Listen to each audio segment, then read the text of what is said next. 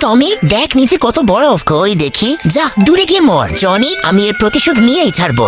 এখন তোর বাবার সব সম্পদের মালিক আমি হব। জানো, এবার কিন্তু আমরা ছুটিতে দুবাই যাব। আচ্ছা জানো মা, তোমার কথা মতো টমির খেল খতম করে দিয়েছি। আরে আমার এত ঠান্ডা লাগছে কেন? আমি এখন বরফের দেশে চলে আসলাম রে বাবা। যাই হোক, আগে আগুন জ্বালাই ঠান্ডা থেকে বাঁচতে হবে। বাবা বলেছিল বিপদে পড়লে কখনো হাল না ছাড়তে। আরে আমার এলাকায় বিড়ালের গন্ধ আসছে কোত্থেকে? তোমরাও কখনো হাল ছাড়বে না। অনেক তো জ্ঞান দিলি, চল এখন তোকে দিয়ে সকালের নাস্তা সারতে হবে। এই আমার ছেলে টমি কোথায়? আশ্চর্য তো, তুমি এটা আমাকে জিজ্ঞেস করছো কেন? ওরে বাবা রে বাবা, এই দুষ্টু শার্কটা তো আমাকে খেয়ে ফেললো। কেউ আমাকে বাঁচাও। ওরে হাঁটতে হাঁটতে এই কোন ডাইনামাইটের রাজ্যে এসে পড়লাম রে বাবা। আইডিয়া, এই ডাইনামাইট দিয়ে আমি আজ এই শার্ক বেটার পেট ফাটাবো। ওরে বাবা রে, উড়ে গেলাম রে। এই তো আমি আমার শহরে এসে পড়েছি বাবা। দরজা খোলা, আমি এসে পড়েছি। জানো বাবা, ওই সৎমার জনি প্ল্যান করে আমাকে হেলিকপ্টার থেকে নিচে ফেলে দিয়েছিল। কি ওদের এত সাহস! হ্যালো পুলিশ স্টেশন, দ্রুত চলে আসুন, দুটি অপরাধীকে অ্যারেস্ট করতে হবে। জি আমরা এক্ষুনি আসছি। কিন্তু আম্মু, কেউ এখনো আমাদের জন্য লাইক সাবস্ক্রাইব করলো না।